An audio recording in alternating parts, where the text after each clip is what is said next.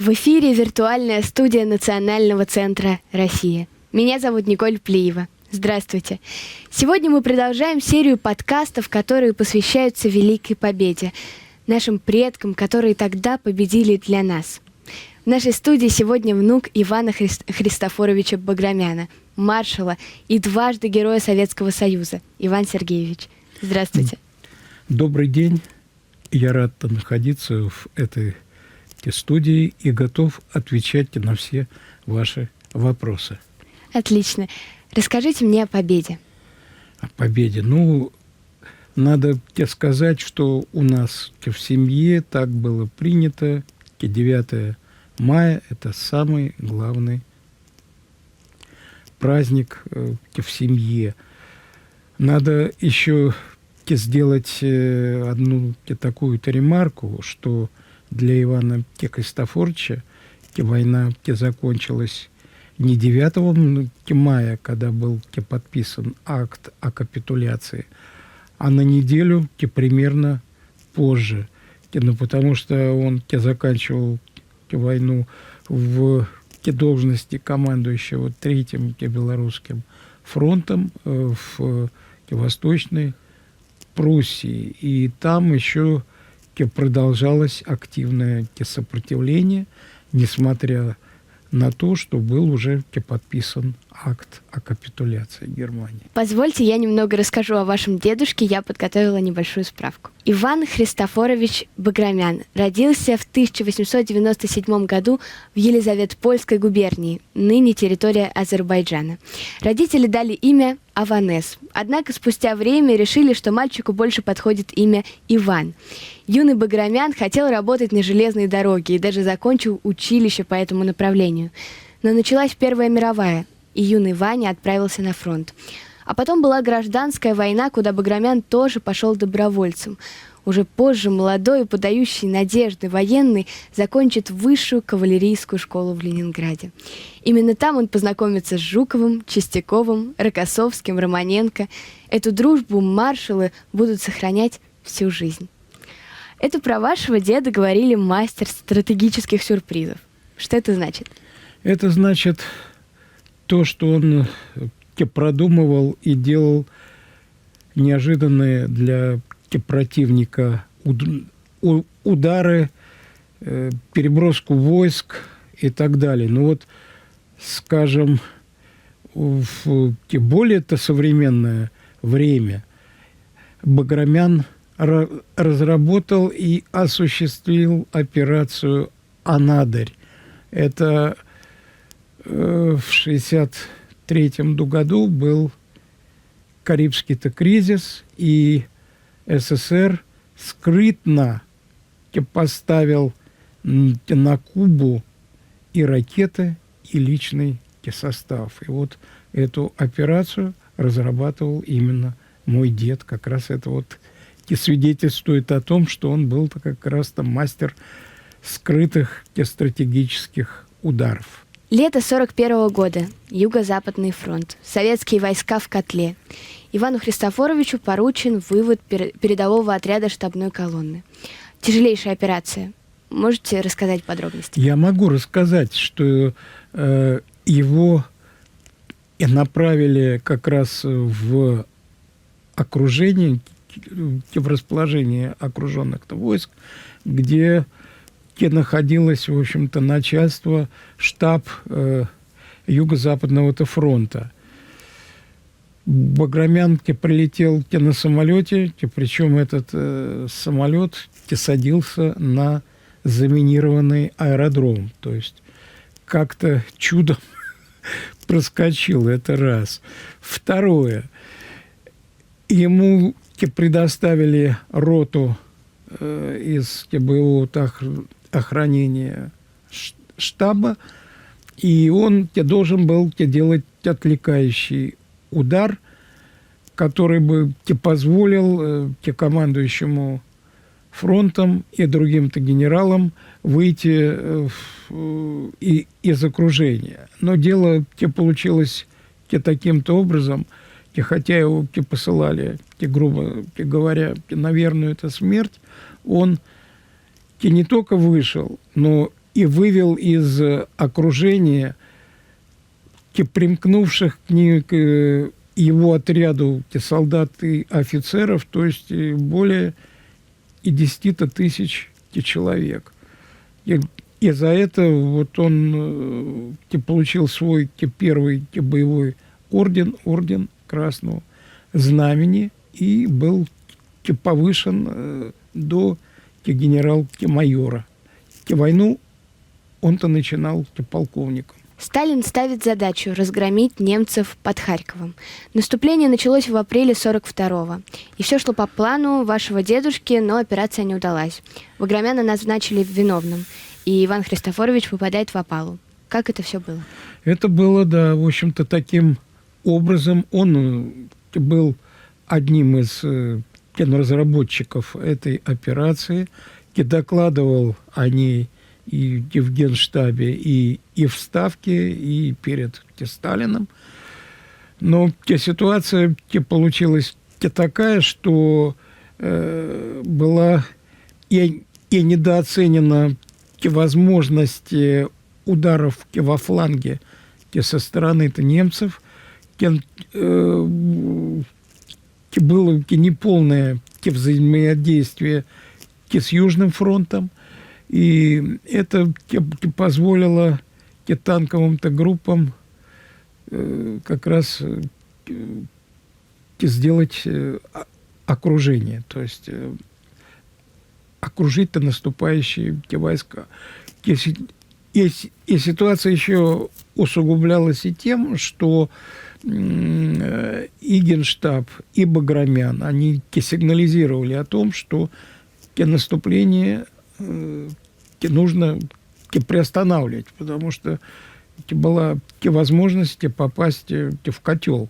Но командующий фронтом Тимошенко и член военного совета Хрущев, они имели прямой-то доступ к Сталину. И когда Сталину докладывали, что надо останавливать это наступление, он говорил, а у меня есть другое-то мнение, что все успешно-то развивается. И вот, в общем-то, таким образом это все привело к тому, что образовался котел и большое количество наших-то войск, а войск этого фронта попало в окружение. Что позволило 6-й германской армии Паулюса выйти потом на Волгу к Сталинграду. Вот результаты. Все мы понимаем, что не существует людей, которые не боятся. Вот какой момент для вашего дедушки был самым страшным? Ну, вы знаете, он переживал, вот, что вот его, когда назначили виновным в провале Харьковской операции, он летел на самолете в Москву по вызову, он писал прощальные-то письма бабушке и прочее, где вот он высказывал то, что может получиться так, что его, в общем-то, с ними рядом не будет больше. Вот это был, в общем-то, такой-то страшный момент. А так он так особо-то не боялся. И никого, и ничего. Какая для Ивана Христофоровича была вот самая тяжелая битва? Самая тяжелая, но я могу сказать, что, конечно, одна из, ну, может быть, да, вы правы, самая тяжелая была эта битва, это штурм города-крепости Кёнигсберг. Это Восточной Пруссии в апреле 1945 года. На операция была разработана сроком на 5 дней. Они справились, войска, за 3,5 дня. Причем в первый день авиации там не могли использовать из-за погодных условий. А оборона Кёнигсберга, она строилась на таких оборонительных сооружениях, как форты. И это там огромные толщины, бетонные стены, которые только можно было поразить или крупногабаритными бомбами, или же снарядами, но вот именно и тяжелыми снарядами большой мощности и вес. И вот они справились за 3 дня. Он, как военный, он и не очень-то любил-то рассказывать о войне. Но мы с сестрой его как-то разговорили вот по поводу Кёнигсберга. И он, в общем-то, стал-то рассказывать, что они очень тщательно готовились к штурму этого-то города, крепости, и построили уменьшенный макет и фортов, и других, так сказать, оборонительных сооружений, и офицеры, солдаты, они как раз тренировались в общем-то, на этом-то макете. Еще использовали штурмовые бригады. Это штурмовые группы. Это когда шли и бойцы-то разного-то назначения. Вот. Это позволило, в общем, взять эту неприступную крепость с минимальными потерями. Начали они штурм 6-го, закончили 9 апреля 1945 года.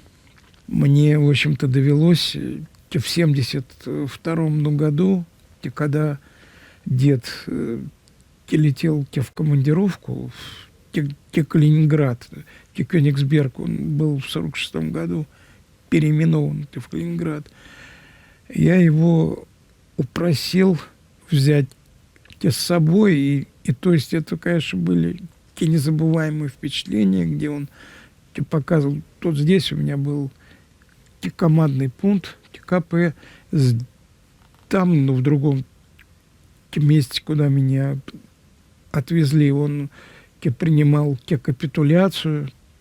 То есть вообще, конечно, это была такая поездка, в общем-то, незабываемая.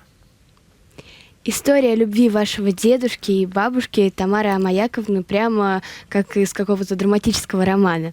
Познакомились совсем в юном возрасте, но судьба не позволила влюбленным сразу быть вместе. Можете рассказать эту историю? Ну, бабушка еще была и гимназисткой уже, вот, они познакомились, объяснились, но у него практически не было шансов, ведь он был из бедной семьи, а родители это бабушки, у отца ее была небольшая фабрика. И вот кульминационный момент, вот, его вдруг переводят в другой-то город, его часть. И они, в общем-то, вынуждены расстаться. Они считают, что это только-то временно, потом, что они обязательно будут, в общем-то, вместе, потому что они-то любят и друг друга, они объяснились. И случается, в общем-то, такой случай, что на семью Тамары Амаяковны нападают бандиты, и один офицер спасает семью от бандитов этих. И он просит руки Тамары. А Тамара была очень красивая, образованная, эрудированная. А что делать-то родителям? Вот они одобряют это. И вот она, в общем-то, выходит замуж за нелюбимого человека. Но он через какое-то время Иван Христофорович узнает, что муж ее погиб. Вот. Она уже в положении. Но на Кавказе же обычно все, если мужа нет в положении, то в черном-то ходи, как вдова, и все, как говорится, жизнь уже другая немножко. Но он приезжает, приходит к родителям, переговорил с ними и забирает ее. И вот они оформляют свои отношения. Вот где такая, любовь. Шекспировские это страсти, если можно сказать. Я читала в архивах, что ваша бабушка действительно проявила героизм и была готова на все ради любимого. И в 1939-м, когда брат Ивана Христофоровича стал врагом народа, и после наступления под Харьковом в 1942-м, действительно ли это так? Это так. Когда, в общем-то, мой-то дед в 1939-м стал заступаться за своего-то младшего-то брата Алексея, он пытался встретиться там с руководителем Азербайджана, Багиров был такой, вот благодаря которому Алексей срок как раз-то получил, как враг-то народа. Багиров его и избегал. В общем-то, надо, сказать, что какое-то время его демобилизовали же из армии как брата врага-то народа. И у него они жили очень-то бедно. Он, имея очень красивый каллиграфический почерк, работал, подрабатывал чертежником, и вот такой-то случай был, что ему-то надо было сфотографироваться на паспорт, а у него уже не было гражданской-то одежды. И вот он взял демисезонное пальто-то бабушки и в нем и сфотографировался. Вот это, в общем-то, такой у нас-то случай. В семье мы об этом-то знаем. Ваш дедушка не боялся перечить вышестоящему руководству. Он доказывал свою правоту, в результате тысячи солдатских жизней были спасены. Один из примеров – сражение в районе Витебска. Расскажите подробности. Да, это Витебско-Аршанская операция. Там была скрытная переброска войск, и войска Баграмяна атаковали через непроходимую, как считали все, местность. Там болотистая очень была та местность, и им удалось-то немцам-то нанести удар решительный как раз в том-то месте, где они-то не ожидали. То есть они не были готовы к обороне именно в конкретном-то месте. Mm-hmm. Это вот его позволило, в общем-то, считать-то мастером-то неожиданных решений.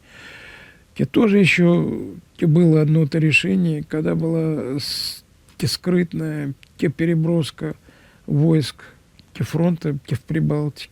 Очень хочется услышать от вас историю о бутылке воды из Рижского залива. Ну, это, да, я знаю эту, в общем-то, историю. Она, понимаете, там история, она историей. Тут, в общем-то, разные это варианты идут. Mm-hmm.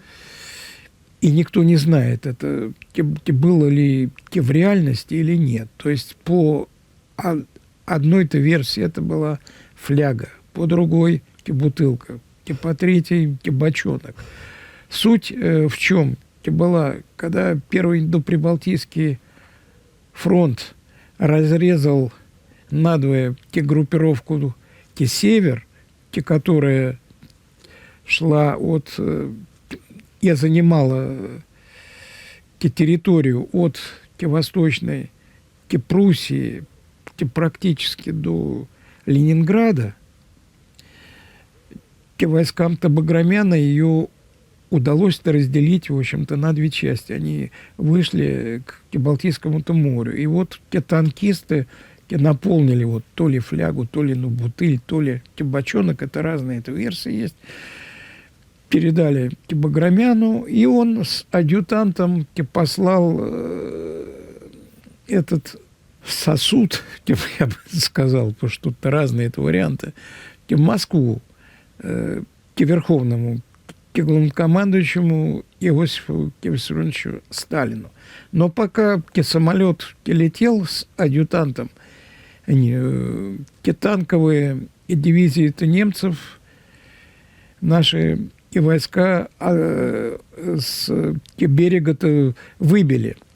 И когда Сталину этот сосуд с балтийской-то водой принесли, он-то уже это знал, что уже выхода-то нет, он на Балтийское это море. А адъютант, значит, не знал, он это покрутил и сказал, передайте Баграмяну, пусть выльет там, где налили эту воду. Ну, они исполнили его пожелание, правда, не сразу, но где-то через 2 недели они уже опять вышли к побережью. Ну, в общем, никто не знает, это правда или байка. И я не могу со 100% уверенностью ответить, что так это было. А вот как Иван Христофорович проводил время с семьей? Это Кавказ, может быть, какие-то семейные застолья? Ну, во-первых, дом у нас был по-кавказски хлебосольный. На выходных редко бывало, чтобы кто-то не приезжал. Но если кто-то приезжал в гости, будь то родственник или какой-то известный человек, или совершенно-то незнакомый, ну, потому что Иван Христофорович был депутатом Верховного Совета СССР, ему часто писали письма с различными просьбами. И поэтому этот человек мог приехать и потом спросить лично, как и чего. Вот. И обычно было застолье, ну, если мы заранее готовились принимать каких-то гостей, Иван Христофорович накануне, в субботу, переодевался в штатское и ехал на центральный рынок. К сожалению, сейчас этот рынок не функционирует. Это рядом с цирком Никулина, на Цветном бульваре.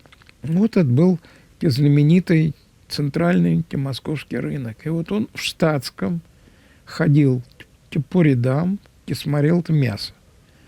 Причем любил, как кавказский человек, поторговаться. Но если его узнавали и давали очень большую скидку или же бесплатно, он уходил и не забирал. Шел в другой ряд. Вот. А потом он сам мариновал мясо и готовил, и жарил шашлык, где-то лет до 70.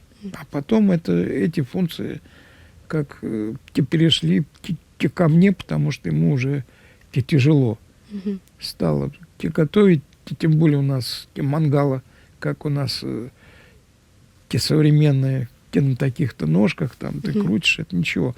А они в то время, их практически не было, и мы жарили костер из 2 сторон кирпичики.